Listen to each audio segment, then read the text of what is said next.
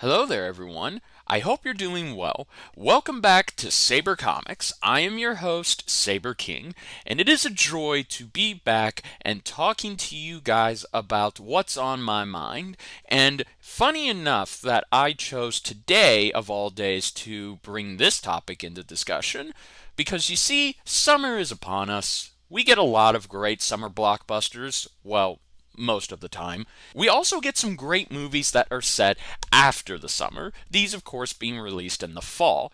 There are, of course, two movies in this period that I am very much excited to watch and review for you guys because they are something that I've been looking forward to all year. This, of course, being The Wild Robot by DreamWorks Animations and, of course, Beetlejuice. The latter of which has been anticipated and long requested for over 30 years, and finally it is here. The juice is loose, and I'm very much excited to talk about what I'm interested in seeing and my, unfortunate worries about the film. So let's just go ahead and dive right in and see what shakes loose. The juice is loose. Now, I don't think I need to tell you all who Tim Burton is. He's one of the greatest movie directors of all time, right up there with Steven Spielberg. In my opinion, there was no creative, artistic director you could find in Hollywood in the late 80s and early 90s other than Mr. Burton. He had such a great style to him. He was fascinated with the German expressionism, stop motion, practicality, and of course making his films look otherworldly. He was responsible for some of film's most iconic and dramatic creations. Hell, if it wasn't for his version of Batman, then the character would not have bounced back into the role he has been thrust in now in movies. And of course, I loved most of his work. I grew up with his version of Batman, Edward Scissorhands being my all-time favorite Burton film, Big Fish being my favorite Ewan McGregor film, Sweeney Todd being one of my favorite musicals. The list just goes on. And I'm actually not ashamed to say this, but I kind of liked his Alice in Wonderland. It wasn't that amazing, no, but I thought it was pretty good. At least compared to the sequel, that is. And it is kind of telling that after he went with Disney for a while, he just dropped off the map and didn't really do anything. That is, of course, until he came back with his newest series based off of an existing Addams Family character, Wednesday, and it was so successful for Netflix that it was guaranteed a renewal, and as of this recording, season 2 is set to start production with a whole new cast. So, yeah, Tim Burton is kind of the guy, or he used to be, that is. And Beetlejuice is one of my favorite films from his early days. It was just so unique. It was so creative. And to finally see that character just explode and gain so much cult popularity, it was kind of something to behold. I didn't unfortunately see the great cartoon series, but I have heard nothing but great things about this. And who knows, if this video gets maybe like 1 or 2 likes, then maybe I'll give it a cover. I know my new friend, Max, would definitely like me to do that, as I would like you all to say hello to one of my newer editors, Max, who's going to be helping the channel and making everything look great. And at this moment, I know that he's very excited for me to talk about today's discussion video as well. So with that being said, let's just go ahead and jump right into the sequel.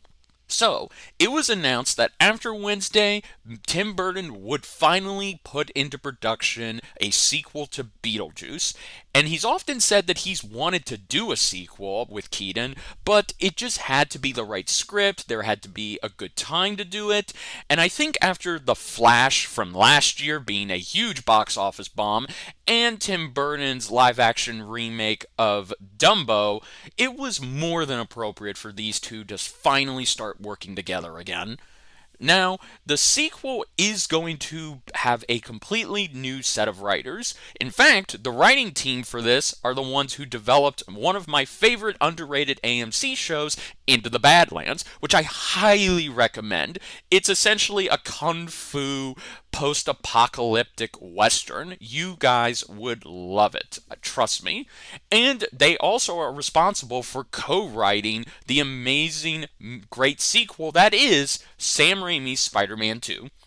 I also really want to give a huge spotlight on the fact that this movie is going to be, well, done using practicality again, meaning that the effects will take a back seat and they're only going to use visual CG to mess or clean up the visuals that they create using stop motion. So, what you're ultimately seeing is that, yes, they will make things look as smooth as possible. They're going to not have everything be as ugly or dirty as they used to be with Tim Burton's original rendition of Beetlejuice, and you're also just going to see a more interesting film.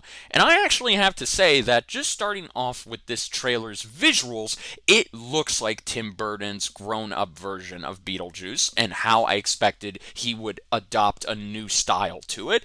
Everything just feels familiar. From what I'm seeing of this trailer, it definitely captures the original peppy, cheery spirit of the first film in the opening segment, but we also get to see the great technique that he used to really make Beetlejuice feel like something you hadn't seen before.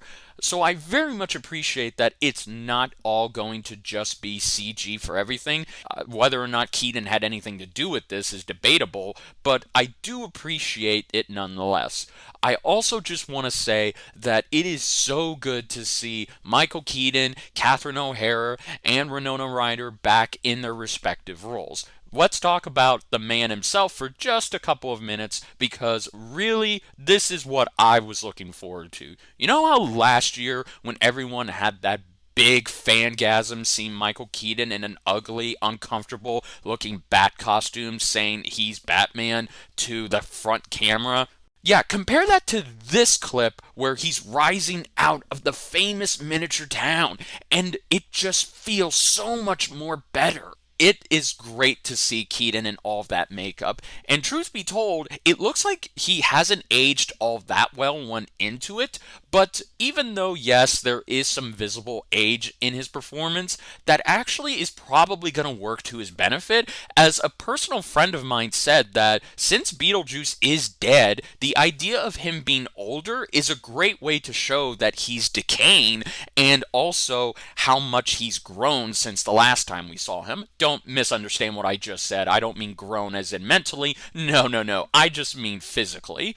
And I really cannot stress enough how I'm happy that they let Keaton keep that kind of dad slash grandpa bod that he had in the original film. Because Beetlejuice is not exactly the most athletic or muscular type, but he definitely still has that classic look. And thank goodness that he's only going to be wearing that iconic suit for a couple of minutes, and we will see him switch up his look. I also just want to say, switching over to Winona Ryder, she looks almost as if she did over 30 years ago. Now, she too has aged, and you can hear it in her voice, but I do think that that's going to be another benefit to her, as now she gets to be the mother figure to her daughter, played by Wednesday Addams herself, Jenna. This is a great role reversal, as now we get to see a different take on the mother and daughter, where both the mother and the daughter are gothic, but the mother is, of course, more aged up, she's more mature, and she is wise in what she's saying because she looks like she's trying to have her daughter have a good life like she didn't get to have when she was younger, until after she met the deeds, that is. Catherine O'Hara doesn't really get much to do, but I am happy that she's going to be in it, and I can't wait to see what her scenes are going to be like, and her interactions with Winona Ryder and Beetlejuice himself, so that will be lovely to see. It is a shame that most of the other cast members could not come back for obvious reasons, but it would have been nice to see the Deets in here, maybe Otho, had they been able to recast him, or just bring back the lovable goof troop that we saw in the original film. So, let's talk about the story for this trailer and what it's laying down so far.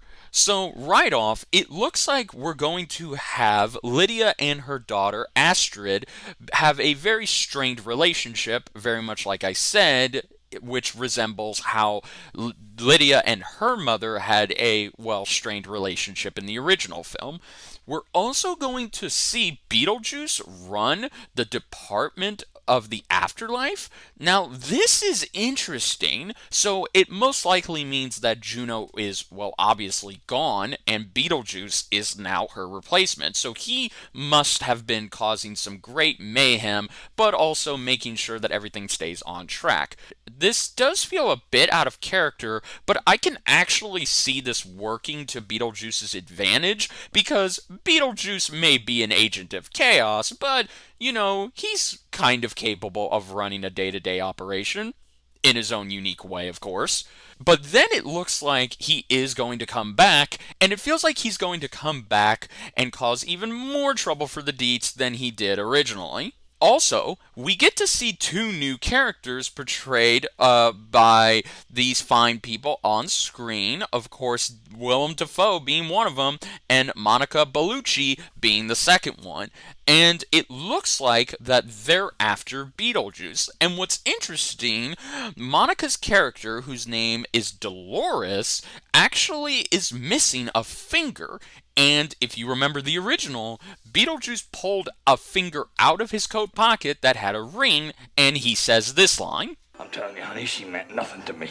Nothing at all. So this must be his previous ex-wife, who is now out for revenge on him. And Willem Dafoe's character feels like he's going to be the antagonist who's going to try and replace Beetlejuice at the current job. Or so it seems, that is. We don't know. Overall, this trailer is very, very fantastic. I love how it's cut together and it shows you just enough to not give away the overall plot. Now, let's talk about my concerns. My concerns are that this film is not going to be able to live up to the original, or it's just going to feel run-of-the-mill. And, well, that can happen because every time we've seen a sequel to a movie come out many decades later, it just doesn't feel the same, or it just manages to miss the mark and just make you wonder why didn't they just leave well enough alone. Granted, there has been at least one exception to this, being Top Gun Maverick, that was able to subvert this expectation and even go beyond it, now setting the bar for these type of movies. And with this writing team attached to it, it does give me a little bit of confidence that we will get to see something along those lines. I'm also very happy that it looks like we are going to see more of Beetlejuice than we did in the original film, as that was one of my many critiques of it, is that we didn't get a lot on him, and whatever we did get, it was more hearsay, thearsay. Nothing was ever shown to us, or nothing was ever concrete. So I very much would like it if this movie does dive into Beetlejuice and make sure that he is the star of the show. But, again, only time will tell, and we're going to have to wait and see. Now, will this movie suck? I don't know. Tim Burton hasn't exactly had the best modern track record with his movies, and I'm hoping that the writing can help carry it. But it does make me so happy that Tim Burton is now back to making Beetlejuice, and he's having a lot of fun going back to the roots of where he began when he was in his early days. So, it's going to be a fun ride regardless, and even if the movie gets a 50% on Rotten Tomatoes or a 6 out of 10 on IGN, then at least it'll warm my heart to see the film be, well, good. That's all we can ask for a modern Tim Burton flick, after all. So with all of that being said, let's just see what happens. And until then, I'm going to go ahead and sign off. This is Saberking saying, take care, and until next time, Geronimo.